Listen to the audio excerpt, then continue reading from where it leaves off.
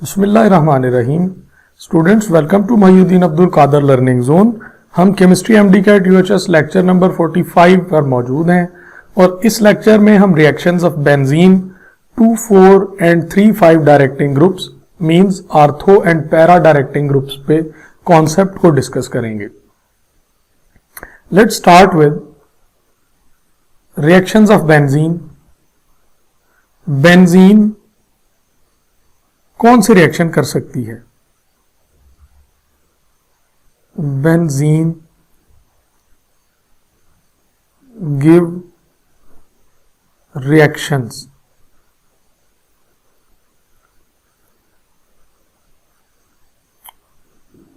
Number 1, addition reactions.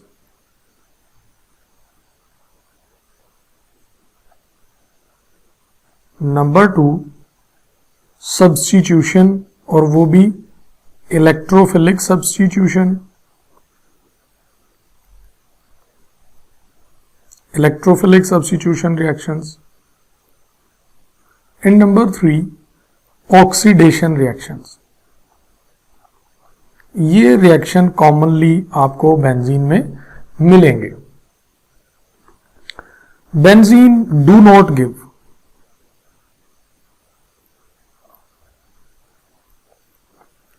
Benzene do not give. Students, दो mainly types हैं इसकी। एक तो है न्यूक्लियोफिलिक सब्स्टिट्यूशन। न्यूक्लियोफिलिक सब्स्टिट्यूशन ये हम अगले एक टॉपिक में ये आइडिया क्लियर करेंगे कि न्यूक्लियोफिलिक सब्स्टिट्यूशन क्यों नहीं होती। यहां पर भी उसका एक हिंट लिख लेते हैं। और एलिमिनेशन। स्टूडेंट्स, बेंजीन एलिमिनेशन इसलिए रिएक्शन नहीं करती क्योंकि ये ऑलरेडी अनसैचुरेटेड है। और न्यूक्लियोफिलिक सब्स्टिट्यूशन, स्टूडेंट्स, न्यूक्लियोफाइल के लिए इलेक्ट्रोफाइल, न्यूक्लियोफाइल जनरल में हमने पढ़ा था कि जिसके ऊपर इलेक्ट्रॉन पेयर हो लोन पेयर की फॉर्म में या नेगेटिव चार्ज की फॉर्म में, वो न्यूक्लियोफाइल होता है। और पाई इलेक्ट्रॉन्स भी जिस पर मौजूद होंगे वो भी न्यूक्लियोफाइल होता है। ये पाई इलेक्ट्रॉन वाली डिस्कशन वहां पर नहीं आई थी, ये अभी बता रहा हूं। जिसमें पाई इलेक्ट्रॉन्स होंगे वो भी न्यूक्लियोफाइल के तौर पे एक्ट कर सकता है। और मैंने दो चीजें लिख दी, इलेक्ट्रोफाइल एंड न्यूक्लियोफाइल। ये पाई इलेक्ट्रॉन इलेक्ट्रोफाइल पर तो अटैक कर सकते हैं, लेकिन न्यूक्लियोफाइल पर भी इलेक्ट्रॉन डेंसिटी हाई है। बेंजीन बजाते खुद भी न्यूक्लियोफाइल है, तो ये दोनों एक दूसरे को रिपेल करते हैं, इसलिए बेंजीन न्यूक्लियोफिलिक सब्स्टिट्यूशन रिएक्शन नहीं करती। इलेक्ट्रोफिलिक सब्स्टिट्यूशन रिएक्शन और उनके मैकेनिज्म का जिक्र करते हैं हम। इलेक्ट्रोफिलिक सब्स्टिट्यूशन,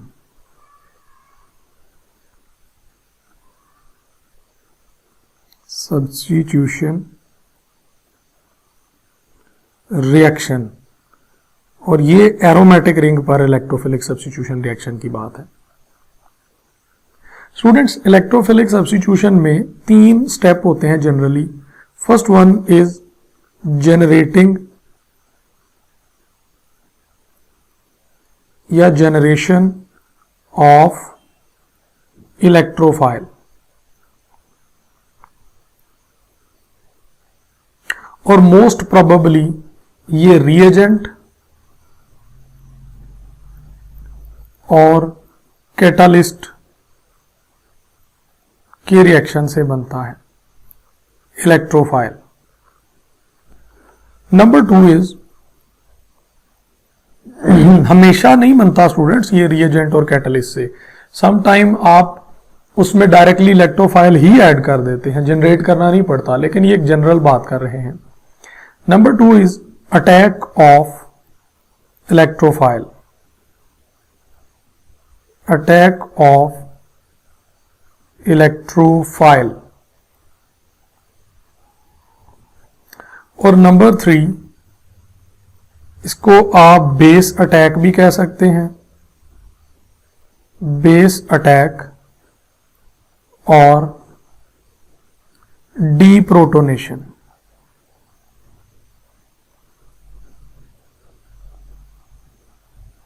बेस अटैक और डीप्रोटोनेशन के वहां से प्रोटॉन रिमूव किया जाता है। स्टूडेंट्स, हमारे पास यहां पर हेलोजिनेशन की substitution, nitration, Friedel craft alkylation और फ्रीडल क्राफ्ट एसाइलेशन के रिएक्शन सिलेबस में मौजूद हैं। मैं सबसे पहले आपको इनके जनरल मैकेनिज्म की तरफ लेकर आता हूं और उसके बाद हम इसके इलेक्ट्रोफाइल जनरेशन को सबको डिस्कस कर देंगे।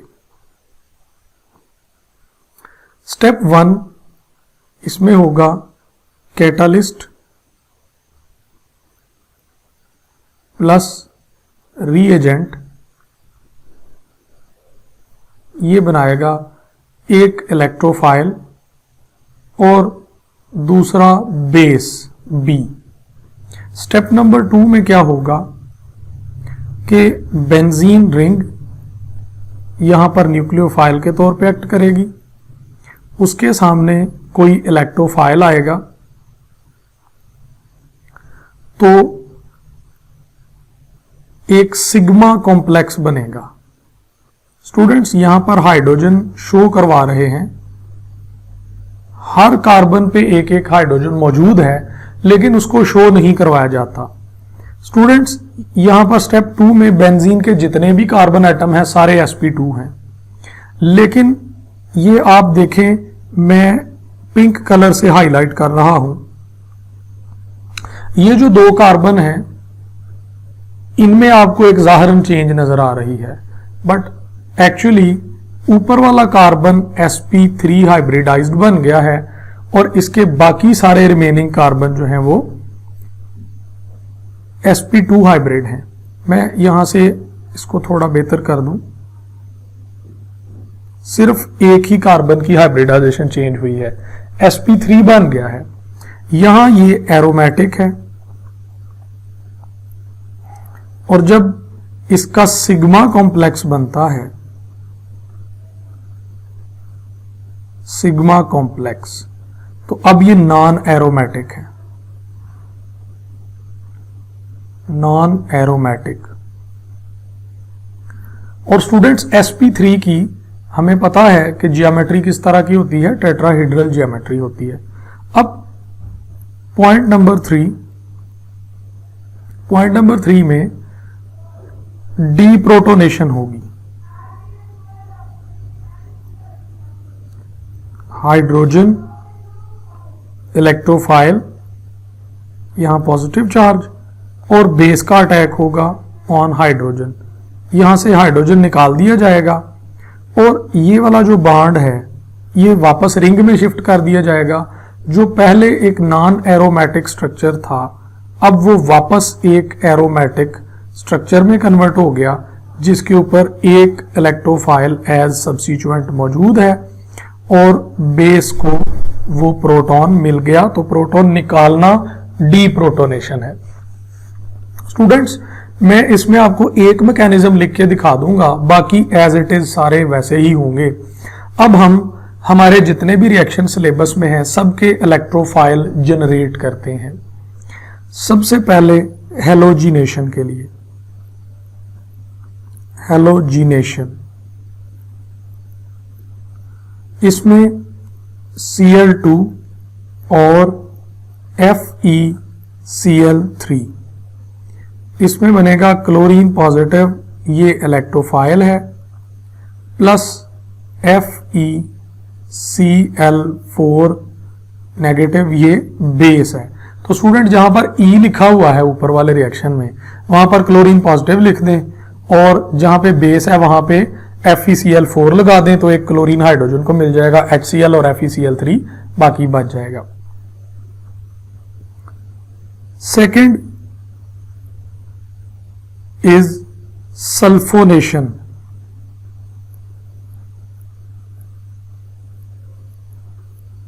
सल्फोनेशन, स्टूडेंट्स, सल्फोनेशन में 2 सल्फ्यूरिक एसिड मॉलिक्यूल रिएक्ट करते हैं। मैं इनके ओपन स्ट्रक्चर लिख देता हूं ताकि आपको ये पॉइंट आसानी से क्लियर हो जाए। सल्फ्यूरिक एसिड और एक दूसरा सल्फ्यूरिक एसिड।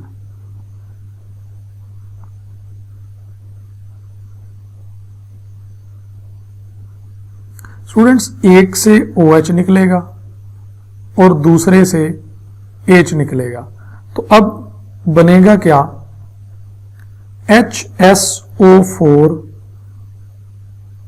माइनस, ये स्टूडेंट्स इसमें बेस के तौर पे एक्ट करेगा। इसमें बना H2O, इसमें बना H पॉजिटिव, दूसरे का एक H पॉजिटिव रिमूव होगा और SO3 इलेक्ट्रोफाइल के तौर पे काम करेगा।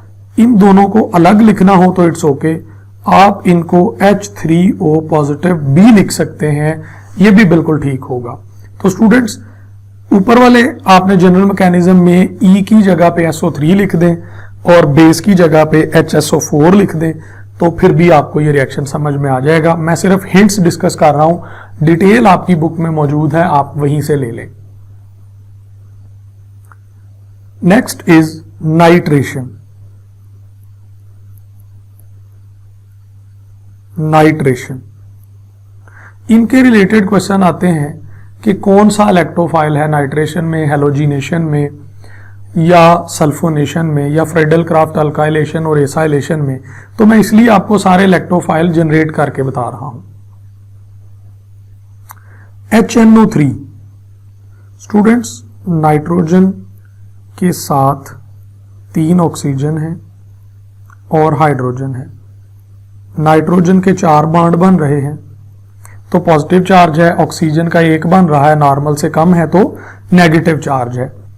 अब इसके सामने अगर सल्फ्यूरिक एसिड आए H2SO4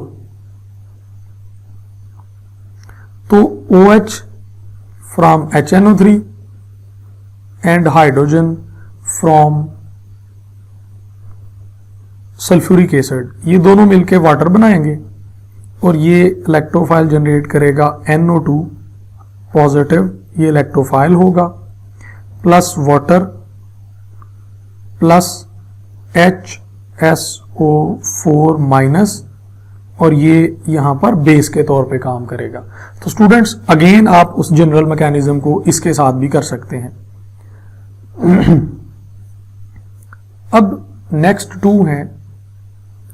first one is Friedel craft alkylation. Friedel craft alkylation,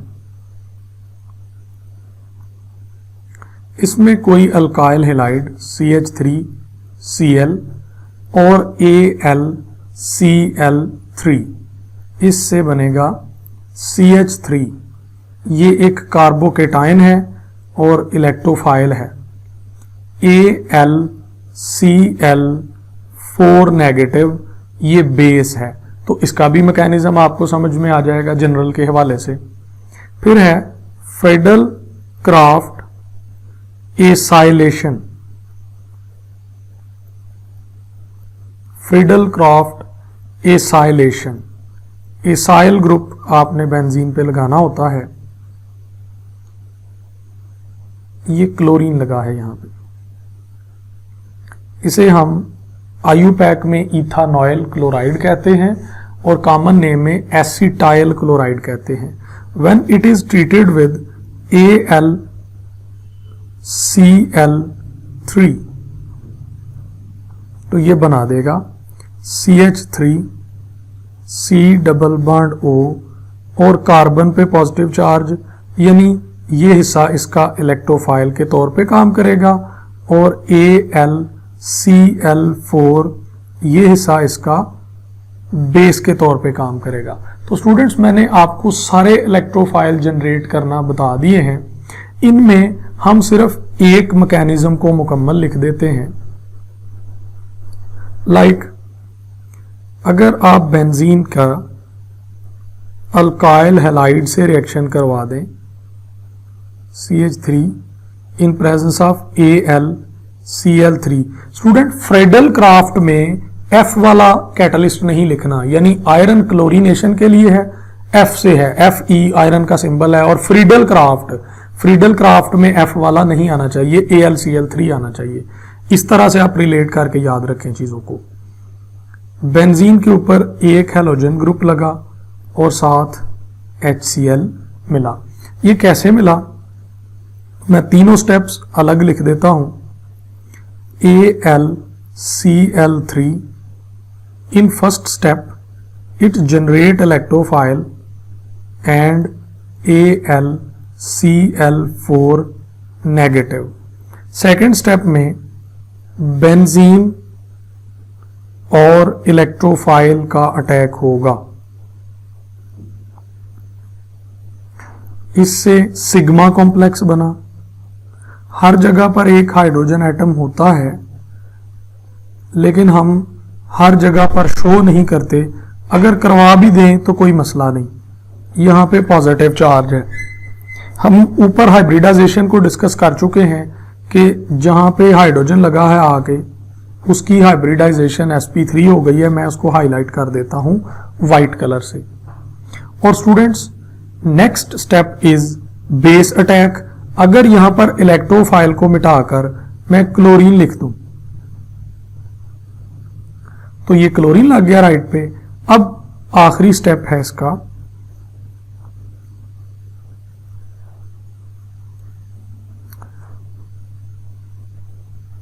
hydrogen chlorine. यहां पे हाइड्रोजन शो करवाएं या ना करवाएं, दोनों बिल्कुल ठीक है। AlCl4। स्टूडेंट्स, आप इसको दो अलग स्टेप्स में करके भी लिख सकते हैं कि AlCl4 एक क्लोरीन लूज करे तो वो क्लोरीन बेस के तौर पे अटैक कर दे, वो भी बिल्कुल सही है। इसको हम एक ही स्टेप में लिख रहे हैं। अब यहां पे क्लोरीन आ गया है, क्लोरीन H को मिला तो HCl, और AlCl4 ने एक क्लोरीन लूज किया तो वो वापस AlCl3 बन गया। तो स्टूडेंट्स, ये एक मुकम्मल मैकेनिज्म लिखा है। अब मैं सारे 1 बाय 1 नहीं लिखना चाहता, उनको आप खुद प्रैक्टिस कर लें। अब मैं सिर्फ केमिकल रिएक्शंस लिखता हूं एक ट्री डायग्राम की फॉर्म में कि बेंजीन कैसे केमिकल रिएक्शंस करेगी।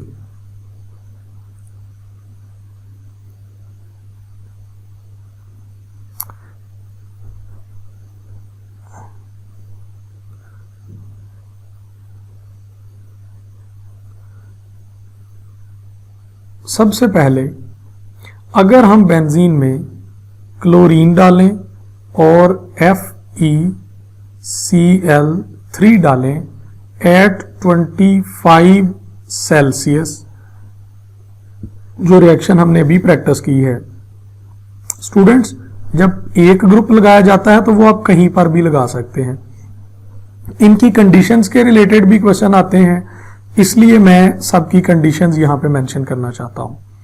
सेकंड है HNO3, ये रिएजेंट है, और H2SO4 ये कैटलिस्ट है कंसंट्रेटेड फॉर्म में। इसका टेम्परेचर 50 से लेकर 55 सेल्सियस तक होगा, और प्रोडक्ट में बेंजीन रिंग पर NO2 ग्रुप लगेगा और साथ वाटर बन जाएगा।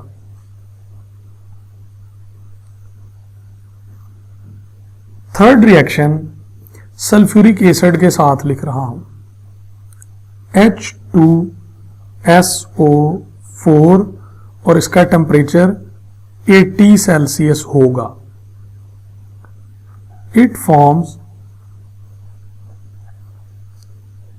SO3H, ये बेंजीन सल्फोनिक एसिड प्रोडक्ट बना, प्लस H2O।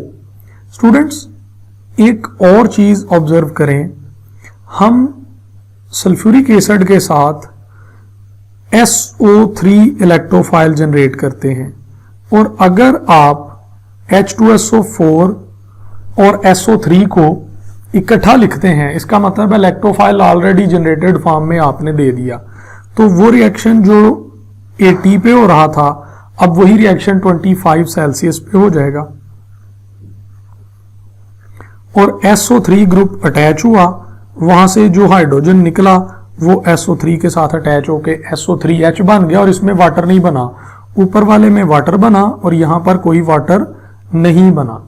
ये आप कंपैरिजन ज़हन में रख लें दोनों का, यानी रिएक्टिविटी बढ़ गई है। स्टूडेंट जब SO3 और H2SO4 को इकट्ठा डिस्कस करते हैं तो आप इसको ओलियम भी कह लेते हैं। ओलियम ये बन जाता है H2SO7, ये ओलियम का फार्मूला है। तो क्वेश्चंस में आपको बड़ी डिफरेंट तरीकों से पूछा जा सकता है, आप इसको याद रखें। Next is Friedel craft alkylation. कोई भी alkyl halide most probably carbon 1 और कार्बन 2 के हमारी बुक में दिए गए हैं, उनको ट्रीट करें तो मिथाइल ग्रुप लगेगा और साथ HCl बनेगा। स्टूडेंट्स हमारी बुक में मिथाइल और इथाइल ही क्यों दिए गए हैं? जब मिथाइल और इथाइल के अलावा कोई और ग्रुप्स आते हैं तो वहां पर डिफरेंट प्रोडक्ट्स पॉसिबल होते हैं जो हमारे सिलेबस में नहीं है, हम उस पर ज्यादा बहस भी नहीं करना चाहते। CH3 COOCl, इसका नाम एसीटाइल क्लोराइड है कॉमन नेम में, और इथानॉइल क्लोराइड ये आयुपैक में है, और इसमें AlCl3 कैटलिस्ट अगेन,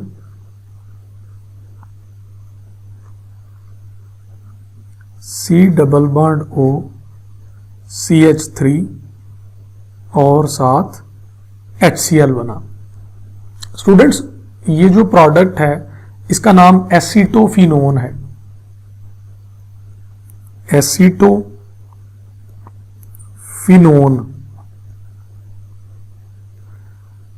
अब आखिरी दो बातें आपको बताऊं, that is about hydrogenation. Hydrogenation, 3 moles of hydrogen in benzene in presence of nickel catalyst, और इसका टेम्परेचर अप्रोक्सीमेटली 200 सेल्सियस या उससे थोड़ा सा ज्यादा हो सकता है। इट गिव साइक्लोहेक्सेन, और ये एक एडिशन रिएक्शन है। Double bond are converted into single bond. और स्टूडेंट अब एक बड़ी इंपॉर्टेंट और बात आपको बता रहा हूं, वो ये है कि अगर आप यही रिएक्शन प्लाटिनियम के साथ करना चाहते हैं तो ये H3O पॉजिटिव यानी एसिड कैटलिस्ट में होगा, एसिडिक कंडीशन में। इसकी हाइड्रोजिनेशन प्लाटिनियम के साथ एसिडिक कंडीशन में होगी और अगेन साइक्लोहेक्सेन प्रोडक्ट बन जाएगी। स्टूडेंट्स 2 रिएक्शन और हैं, एक्चुअली तो वो एक ही रिएक्शन है, रिएक्शन विद KMnO4 और side chain oxidation of टोलीन and ethyl benzene. चूंकि वो बेंजीन नहीं अल्काइल बेंजीन के रिएक्शन है तो मैं उन दोनों को अलग करके लिख रहा हूं। लाइक ये है टोलीन,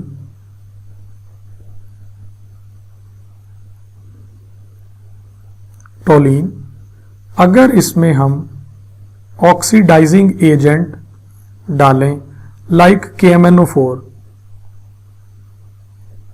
तो KMnO4 का कलर डिस्चार्ज होगा और प्रोडक्ट बन जाएगी benzoic acid plus water,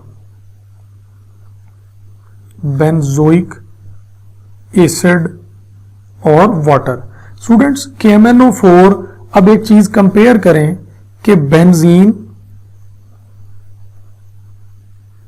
plus KMnO4 no change, no colour discharge, और दूसरा है बेंजीन बल्कि alkyl benzene, alkyl benzene plus KMnO4 जो कि ऑक्सीडाइजिंग एजेंट है, नेसेंट ऑक्सीजन देगा। कलर डिस्चार्ज, तो इसके रिलेटेड भी MCQ बनाए जा सकते हैं कि किसका कलर KMnO4 में डिस्चार्ज होगा, किसका कलर KMnO4 में डिस्चार्ज नहीं होगा। स्टूडेंट्स, अगर डिल्यूट कोल्ड अल्कलाइन KMnO4 जिसको बेयर्स रिएजेंट कहते हैं वो है तो फिर KMnO4 का कलर डिस्चार्ज नहीं होता, और अगर एसिड डाल के hot concentrated in acidic medium KMnO4 डाला जाए तो वो बेंजीन से भी रिएक्ट कर लेता है और कलर डिस्चार्ज कर जाता है। वो जो सिंपल अनसैचुरेशन टेस्ट है वो बेयर्स रिएजेंट के साथ होता है, यानी cold dilute KMnO4, cold dilute 1% KMnO4 की बात हो रही है, और अगर कंसंट्रेटेड हो तो फिर वो बेंजीन से को डीकलराइज करवा सकेगा। स्टूडेंट्स, ये तो था मिथाइल बेंजीन या टोलीन। अब इथाइल बेंजीन CH2 CH3, इसमें हम 6 moles of nascent oxygen balance के लिए डालते हैं। अगेन ये KMnO4 से आए हुए हैं। इसका प्रोडक्ट भी बेंजोइक एसिड होगा। बेंजीन पे 2 कार्बन लगे हुए हैं तो बेंजोइक एसिड में तो 1 है, तो फिर दूसरा कार्बन CO2 में जाएगा और साथ 2H2O बनेगा। तो स्टूडेंट्स, ये जो रिएक्शन है ये मैंने आपके सामने बता दी है ऑक्सीडेशन के हवाले से। अब हेलोजिनेशन को एक चीज सिलेबस में मेंशन नहीं की गई, लेकिन मैं आपको फिर भी for the sake of idea and hint बताना चाहता हूं कि इस तरह की चीजें फिनोल में भी जाके कहीं ना कहीं रिलेट हो सकती हैं, तो आपको प्रोडक्ट प्रिडिक्ट करने पड़ेंगे। तो मैं इस सिलेबस में ये आइडिया नहीं दिया गया, लेकिन मैं कुछ चीजों को फिर भी यहां पर कंपेयर करना चाहता हूं to get the better understanding. Students, हम बेंजीन की क्लोरीनेशन को कंपेयर करते हैं। एडिशन रिएक्शन में हमारे सिलेबस में सिर्फ हाइड्रोजिनेशन शामिल है, लेकिन मैं यहां पर हेलोजिनेशन को भी डिस्कस करूंगा।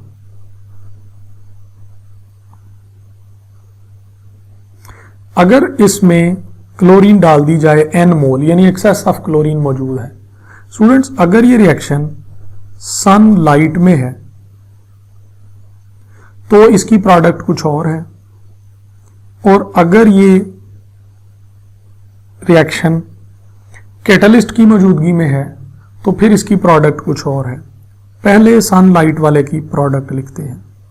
सारे डबल बॉन्ड सिंगल बॉन्ड में कन्वर्ट हो गए और सब जगह पे क्लोरीन आ गया। स्टूडेंट, ये एडिशन रिएक्शन है।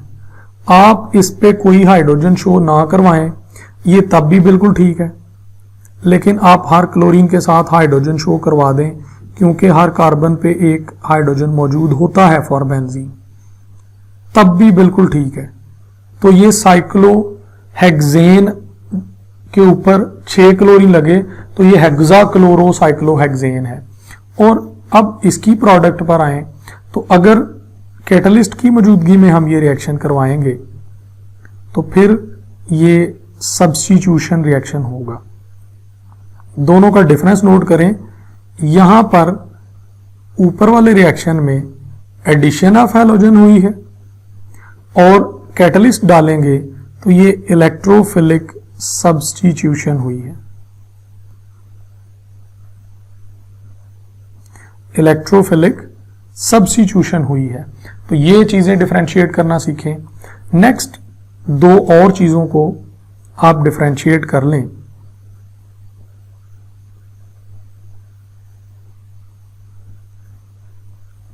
CH3 ये टोलीन है। हम इसमें क्लोरीन डालें इन प्रेजेंस ऑफ सनलाइट तो साइड चेन ऑक्सीडेशन होगी। टोलीन का एक हाइड्रोजन सब्स्टिट्यूट हो जाएगा क्लोरीन से प्लस HCl बना।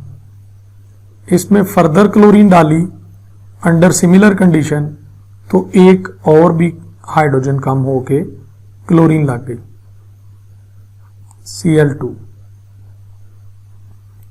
और अगर इसमें सनलाइट में ही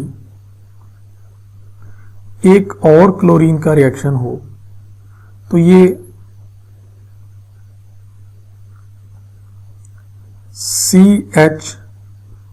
एच नहीं बल्कि यहां पर हाइड्रोजन रिमूव हो जाएगा, CCl3 एंड HCl। हर एक में HCl बन रहा था तो यहां पर भी HCl बन जाएगा। स्टूडेंट्स अब इनका मैं नाम लिखता हूं। पहले का नाम है बेंजाइल क्लोराइड, CH मैं क्लोराइड के लिए लिख रहा हूं। दूसरा है बेंजल क्लोराइड और तीसरा है benzotrichloride. Benzyl, benzal और बेंजो ट्राई क्लोराइड। स्टूडेंट्स ये सनलाइट में ये रिएक्शन प्रोसीड होते हैं और अगर इसमें हम कैटलिस्ट डाल दें हैलोजिनेशन के लिए FeCl3 तो मिथाइल ग्रुप जो है वो एक डोनेटिंग ग्रुप है और आर्थो पैरा डायरेक्टिंग ग्रुप है। तो आपको दो तरह के प्रोडक्ट मिलेंगे, कुछ हैलोजन आर्थो पे लगेंगी और कुछ हैलोजन पैरा पे लगेंगी, प्लस 2HCl। इसको बैलेंस नहीं कर रहा लेकिन आपको एक आइडिया दे रहा हूं प्रोडक्ट बनाने का। स्टूडेंट ये माइनर प्रोडक्ट होगा आर्थो का और ये मेजर होगा, सॉरी आर्थो का मेजर होगा और दूसरा माइनर होगा। Major product and minor product. Major और माइनर क्यों है इसका आइडिया भी आपको अगले टॉपिक में एक हिंट से दे दूंगा। कितने परसेंट है इस पे बहस नहीं करनी, बस ज्यादा पैरा प्रोडक्ट होगा लेकिन बनते दोनों हैं। स्टूडेंट्स अब हम आर्थो पैरा डायरेक्टिंग ग्रुप और reactivity of benzene ring in absence of group and in presence of some other group ये डिस्कस करते हैं। तो टॉपिक है electrophilic orientation. Electrophilic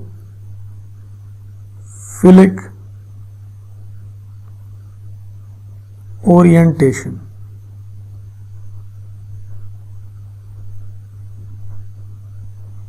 What is meant by electrophilic orientation? अब दो एग्जाम्पल्स आपके सामने हैं, उस पे जरा गौर करें आप। अगर बेंजीन का रिएक्शन किसी भी चीज से करवाएं और बेंजीन के ऊपर X लग जाए, X में बी एनी ग्रुप, तो स्टूडेंट्स उसका रिएक्शन आप किसी और ग्रुप से करवाएं तो हमें तीन प्रोडक्ट मिलेंगे। एक्स वाई ये 1-2 पोजीशन पे है और ये आर्थो है।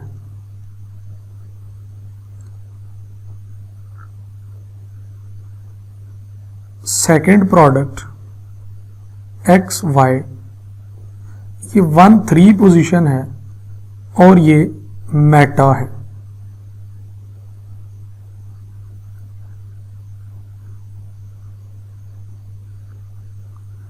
नेक्स्ट है एक्स वाई ये 1-4 पोजीशन है और इसको कहते हैं पैरा पोजीशन। अब वाई एक्स जहां मर्जी लग सकता था क्योंकि बेंजीन के सारी पोजीशंस इक्विवेलेंट हैं जब कोई ग्रुप नहीं लगा हुआ, लेकिन जब एक ग्रुप मौजूद है, कोई सब्स्टिट्यूएंट मौजूद है, तो नेक्स्ट ऑर्थो पे जाएगा, मेटा पे जाएगा, पैरा पे जाएगा। इसका फैसला ऑलरेडी एग्जिस्टिंग ग्रुप करता है। इसके लिए मैं ये कहता हूं कि second group position on benzene is decided by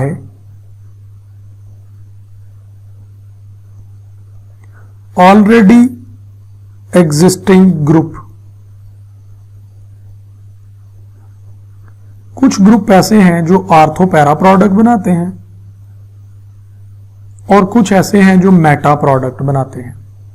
अब इस बहस में जाते हैं कि कौन आर्थो पैरा बनाएंगे और कौन मेटा बनाएंगे। आपको ओरिएंटेशन की समझ आ गई कि सेकंड ग्रुप किस पोजीशन पर आना है, इसका फैसला फर्स्ट ग्रुप करता है। फर्स्ट ग्रुप की दो टाइप्स हैं, आर्थो पैरा डायरेक्टिंग और मेटा डायरेक्टिंग। तो हम यहां पर हेडिंग लिख रहे हैं इलेक्ट्रॉन डोनेटिंग ग्रुप।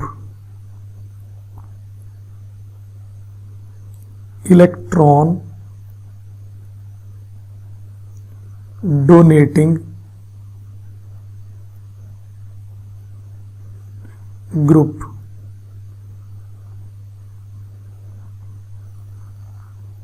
हम इसको ED कहेंगे, इलेक्ट्रॉन डोनेटिंग शॉर्ट फॉर्म में। स्टूडेंट्स, मैं आपके सामने एक डायग्राम बनाता हूं, आप उसको अंडरस्टैंड करें और उससे आइडिया लेके फिर इस कॉन्सेप्ट को डेवलप करते हैं।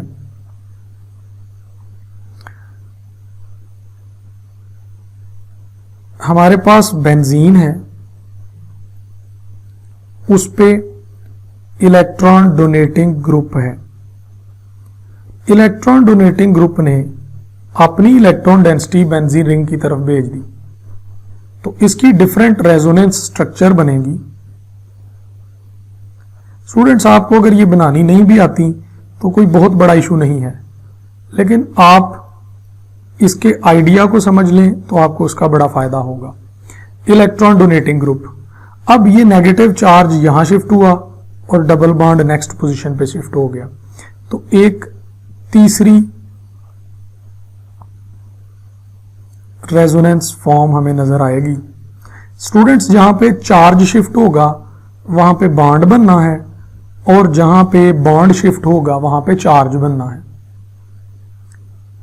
अब इस स्ट्रक्चर में ये चार्ज इधर शिफ्ट हुआ तो बॉन्ड बना, ये नेक्स्ट शिफ्ट हो गया तो चार्ज बना।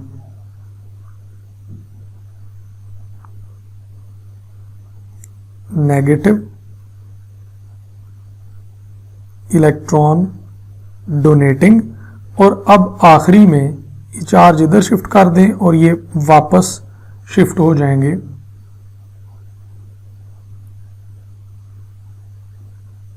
स्टूडेंट्स, हमने एक क्वेश्चन रेज किया था कि ऐसा क्यों होता है कि आर्थो प्रोडक्ट मेजर प्रोडक्ट होता है। बनते दोनों हैं लेकिन आर्थो मेजर है।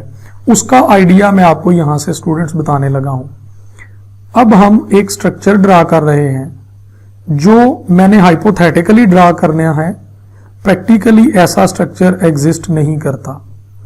अगर आप देखें इलेक्ट्रॉन डोनेटिंग ग्रुप को, वो जब इलेक्ट्रॉन डेंसिटी को चेंज करता है तो इस स्ट्रक्चर में लेफ्ट आर्थो पे है, इस स्ट्रक्चर में सेकंड स्टार वाले पे पैरा पे है, नेक्स्ट में फिर आर्थो पे है। यानी आर्थो और पैरा पोजीशंस ऐसी हैं जहां पे डिफरेंट रेजोनेंस स्ट्रक्चर्स में नेगेटिव चार्ज पैदा हुआ है। तो स्टूडेंट्स, ये देखें, इस इलेक्ट्रोफाइल पे आर्थो भी अटैक कर सकता है और पैरा भी। तो आर्थो के अटैक के चांस ज्यादा हैं क्योंकि 2 दफा रेजोनेंस स्ट्रक्चर में इलेक्ट्रॉन डेंसिटी आर्थो पोजीशन पर ज्यादा नजर आई है। स्टूडेंट्स, ये वाला जो स्ट्रक्चर मैं इसको टिक लगा रहा हूं, ये एग्जिस्ट नहीं करता। ये सिर्फ आपको कॉन्सेप्ट देने के लिए समझाया है कि आर्थो प्रोडक्ट मेजर क्यों होता है और ये ortho and para directing group क्यों है। स्टूडेंट्स, अब इसके लिए हम लिखते हैं इलेक्ट्रॉन डोनेटिंग ग्रुप, बल्कि हम उसको ED कह देते हैं।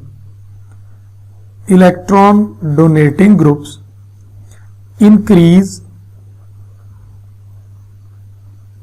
Electron density on benzene.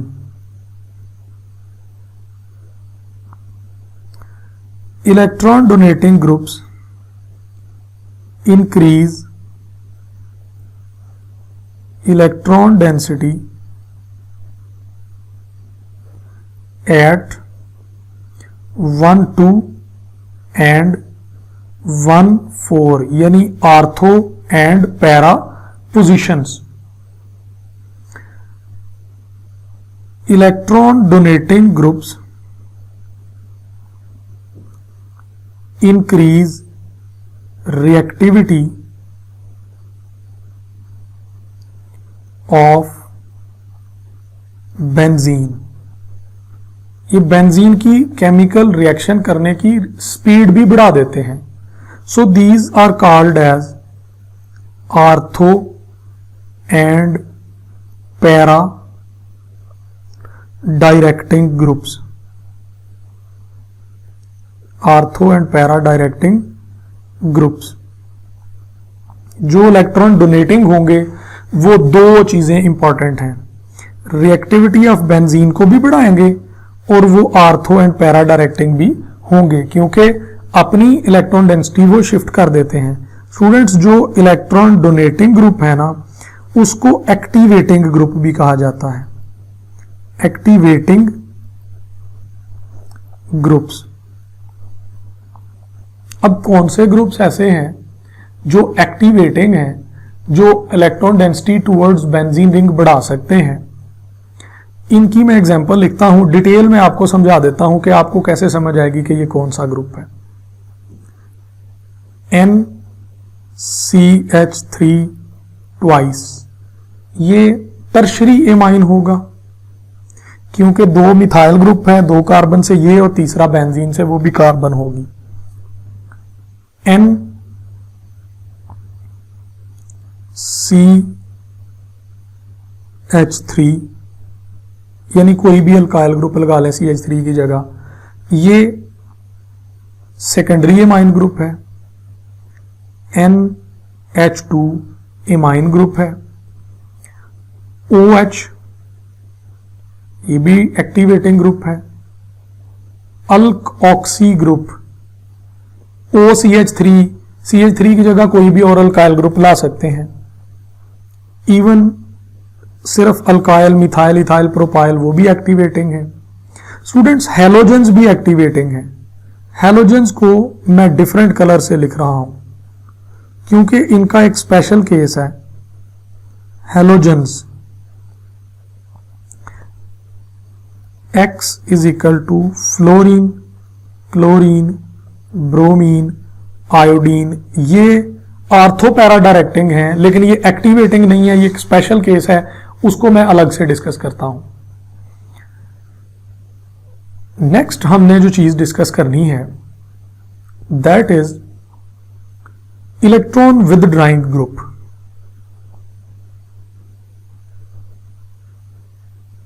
Electron withdrawing.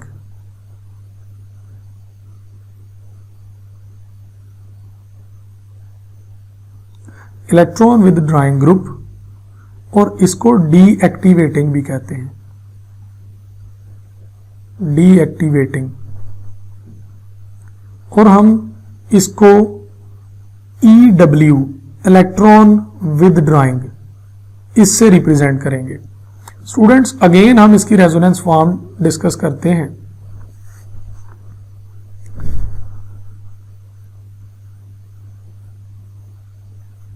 Benzene with electron withdrawing group. जो विदड्राइंग ग्रुप होते हैं वो इलेक्ट्रॉन डेंसिटी को अपनी तरफ खींच लेते हैं, और जहां पे पहले नेगेटिव चार्ज आपको नजर आ रहे थे, अब उन पोजीशंस पर पॉजिटिव चार्ज नजर आएंगे। Electron withdrawing. नेक्स्ट स्ट्रक्चर में पॉजिटिव को खत्म करने के लिए शिफ्ट हुआ और फिर एक और जगह पे पॉजिटिव चार्ज जनरेट हुआ।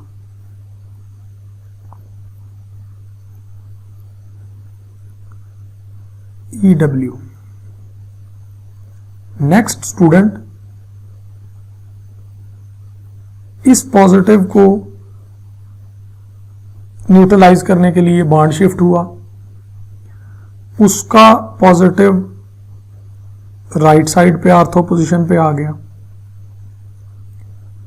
और इस पॉजिटिव को ख़त्म करने के लिए विदड्राइंग ग्रुप ने वापस इलेक्ट्रॉन पेयर दिया। तो अब हमें ये डिफरेंट स्ट्रक्चर नज़र आ रहे हैं और डिफरेंट रेजोनेंस स्ट्रक्चर्स हैं ये। अभी double bond converted into single bond हो गया। तो स्टूडेंट्स अगेन जैसे पहले हमने ड्रा किया है उसी तरह हम एक और हाइपोथेटिकल स्ट्रक्चर ड्रा कर रहे हैं जो एग्जिस्ट नहीं करता, लेकिन ये आइडिया क्लियर करने के लिए 3 पॉजिटिव चार्ज वाला एग्जिस्ट नहीं करता। आइडिया के लिए हम ये कहते हैं कि अगर हम इसके सामने अब कोई इलेक्ट्रोफाइल लेके आएंगे, इलेक्ट्रोफाइल खुद इलेक्ट्रॉन डेफिशिएंट है यानी पॉजिटिव हो सकता है, तो ये आर्थो पोजीशन और पैरा पोजीशन, यहां पे तो रिपल्शन होगी तो ये पोजीशन ही ब्लॉक हो जाएगी। अब इसका जो अटैक है वो मेटा पोजीशन पे होगा, अब ये आर्थो पैरा पे अटैक नहीं कर सकेगा। स्टूडेंट्स अब इसके लिए पॉइंट्स लिखते हैं। Electron withdrawing group withdraw electrons from benzene. वो बेंजीन के इलेक्ट्रॉन को भी अपनी तरफ अट्रैक्ट कर लेता है, छीन लेता है। Electron density of benzene ring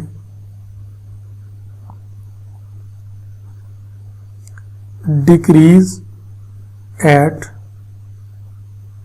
1, 3 और 1, 5 पोजीशन। स्टूडेंट्स मैं नंबरिंग कर दूं इसकी 1, 2, 3, 4, 5, 6। 1, 3 भी मेटा पोजीशन है और 1, 5 भी मेटा पोजीशन है। हमने ये नहीं कहा कि उस पे इलेक्ट्रॉन डेंसिटी इंक्रीज हुई है, मेटा पे ये गलती की है। इसको 1, 3 की जगह 1, 2 लिखें और 1, 5 की जगह 1, 4 करें। 1, 2 और 1, 4 पोजीशंस। स्टूडेंट्स 1, 2 पे और 1, 4 पे डिक्रीज हुई है, 2 और 6 पे ये आर्थो पोजीशंस हैं और 1, 4 जो है वो पैरा पोजीशन है। तो आर्थो और पैरा यानी electron density decrease at ortho and para position. तो स्टूडेंट्स अगर आर्थो पैरा पे कम हो गई तो रिलेटिवली अब मेटा की पहले जितनी भी थी अब आर्थो पैरा से थोड़ी ज्यादा हो गई। हम ये नहीं कह रहे कि ये मेटा की इलेक्ट्रॉन डेंसिटी बढ़ रही है, हम कह रहे हैं रिलेटिवली बढ़ रही है, वो उतनी ही रही लेकिन बाकी उससे कम हो गई तो अब इट अपीयर्स लाइक कि ये ज्यादा है। सो रिएक्टिविटी ऑफ बेंजीन डिक्रीज, जो इलेक्ट्रॉन विदड्राइंग होते हैं वो रिएक्टिविटी ऑफ बेंजीन को कम कर देते हैं। और these are meta directing groups, क्योंकि आर्थो पैरा पे तो अब रिएक्शन मुमकिन नहीं रहा, वहां पे इलेक्ट्रॉन डेंसिटी बहुत कम हो गई तो इलेक्ट्रोफाइल के ऊपर तो हाई इलेक्ट्रॉन डेंसिटी का एरिया अटैक करेगा। स्टूडेंट्स इसमें हम एग्जांपल्स लिखते हैं। Quaternary amine NR3 positive, 3 alkyl है, चौथा कार्बन से लग गया तो ये क्वाटरनरी हो जाएगा। सायानाइड या nitrile CN group, COOH carboxylic acid group, CHO group,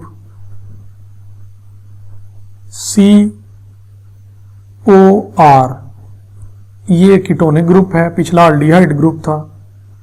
फिर NO2 नाइट्रो ग्रुप और SO3H ग्रुप, ये इलेक्ट्रॉन विदड्राइंग ग्रुप हैं और ये मेटा डायरेक्टिंग ग्रुप हैं। स्टूडेंट्स एक और एक्सेप्शन यहां पे बयान करनी है। एक्सेप्शन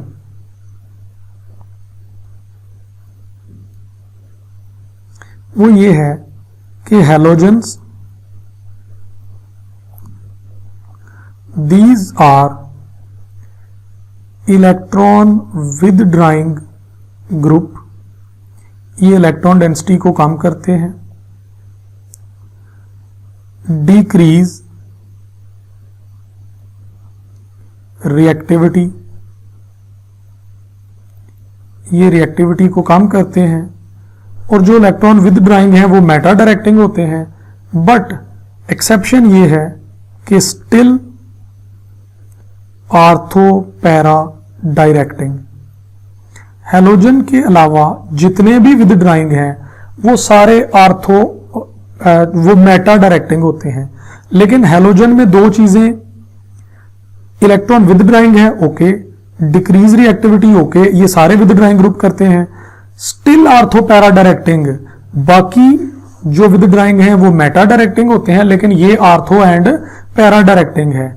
स्टूडेंट्स ऊपर भी मैंने हैलोजेंस को डिस्कस किया था, यहां पर व्हाइट कलर से एक्सेप्शन लिखी थी कि हैलोजन एक्टिवेटिंग नहीं है, हैलोजेंस आर डी एक्टिवेटिंग, यानी ये रिएक्टिविटी को कम करते हैं, but still they are ortho and para directing. और इनकी ये वजह क्यों है कि ये विदड्राइंग होते हुए भी आर्थो पैरा है? स्टूडेंट्स इसकी वजह है रेजोनेंस इफेक्ट, जो आपके सिलेबस में है नहीं, मैंने आपको सिर्फ एक हिंट दे दिया है, चूंकि वो सिलेबस में नहीं है तो हम उस पर टाइम नहीं जाया करना चाहते। तो फिर फाइनल बात सुन लें कि जो डोनेटिंग होंगे वो आर्थोपैरा होंगे, वो रिएक्टिविटी को बढ़ाएंगे, लेकिन आर्थोपैरा में एक एक्सेप्शन है कि हैलोजेंस वो विदड्रॉइंग है, वो फिर भी आर्थोपैरा डायरेक्टिंग है, वो रिएक्टिविटी को तो कम ही कर देते हैं। तो एक्सेप्शन सिर्फ इतनी है कि वो आर्थोपैरा है, विदड्राइंग होते हुए भी आर्थोपैरा है, रिएक्टिविटी को कम करते हैं, ये एक्सेप्शन नहीं, जो रिएक्टिविटी जो विदड्राइंग होते हैं वो रिएक्टिविटी कम करते ही करते हैं। स्टूडेंट्स अब मैं जितनी भी आपको ऊपर एग्जांपल्स दी हैं सबकी एक एक एग्जांपल और आपको एक हिंट बता रहा हूं। सबसे पहले मैं हिंट लिख रहा हूं, benzene attached to partial negative atom, it is electron donating group।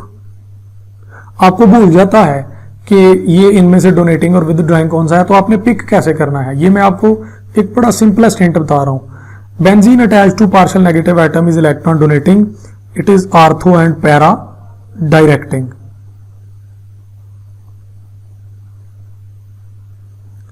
यहां पर भी एक exception, except halogen, except halogen. अब स्टूडेंट्स इस बात को जरा ऑब्जर्व करें, मैं यहां पर 12 स्ट्रक्चर्स ड्रा कर रहा हूं और फिर मैं 1 बाय 1 सबको डिस्कस करूंगा। इसके ऊपर NCH3 लग गया, ये टर्शरी एमाइन लगा है। इसके बाद NCH3 और H लग गया।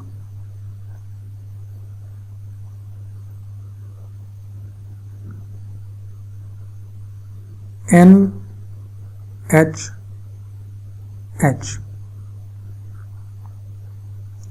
इनको इकट्ठा करके NH2 लिखा जा सकता है। मैं जानबूझ के ओपन करके लिख रहा हूं क्योंकि मैंने यहां से एक आइडिया जनरेट करना है कि आप ये पिक कर सकें कि कौन सा ग्रुप डोनेटिंग है और कौन सा ग्रुप विदड्रॉइंग है।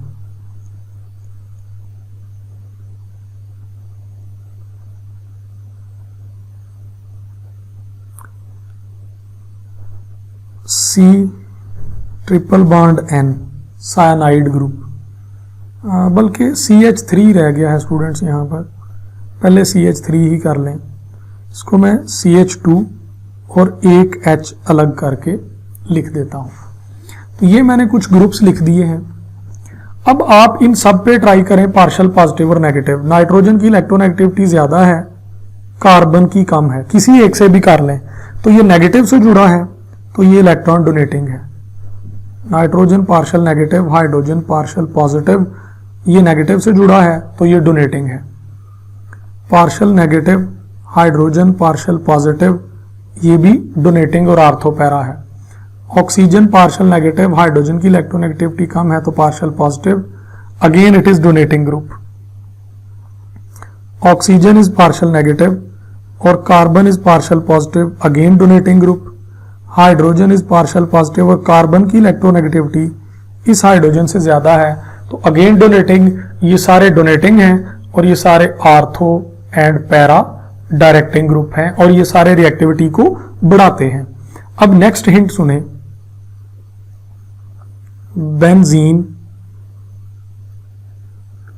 Attached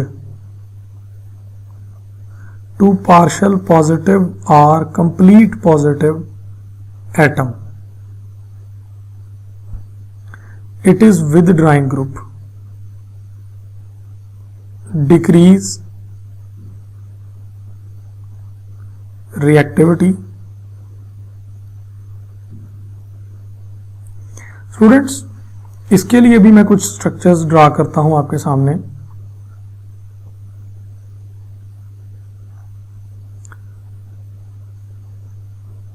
quaternary amine CH3, CH3, CH3,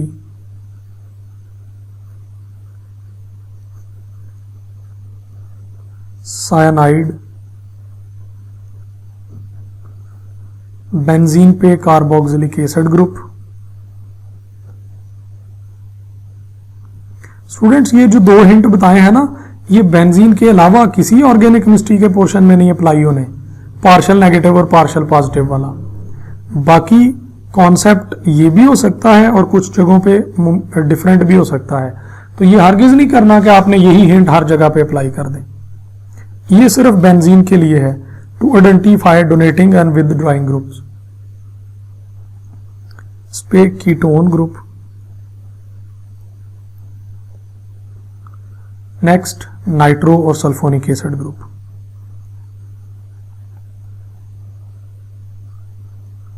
NO2 और benzene sulphonic acid SO3H। Students, अब मैं इनके पॉजिटिव और नेगेटिव्स की बात करता हूं। नाइट्रोजन के 4 बॉन्ड बन रहे हैं तो ये तो वैसे ही कंप्लीट पॉजिटिव है, और अगर आप देखें तो नाइट्रोजन पार्शियल, यहां पर नाइट्रोजन के 4 बॉन्ड बन रहे हैं, जो नॉर्मल से ज्यादा बॉन्ड बनाता है वो पॉजिटिव हो जाता है, तो पार्शियल पॉजिटिव की बजाय यहां पर तो कंप्लीट पॉजिटिव मौजूद है। तो इसका क्या मतलब हुआ कि ये इलेक्ट्रॉन विथड्रॉइंग ग्रुप है और ये डेंसिटी ऑफ इलेक्ट्रॉन को कम करेगा और रिएक्टिविटी को भी कम करेगा। नाइट्रोजन की इलेक्ट्रोनेगेटिविटी ज्यादा है और कार्बन की कम है, ये भी विथड्रॉइंग ग्रुप हो गया। ऑक्सीजन नेगेटिव है और कार्बन पार्शियल पॉजिटिव है, विथड्रॉइंग हो गया।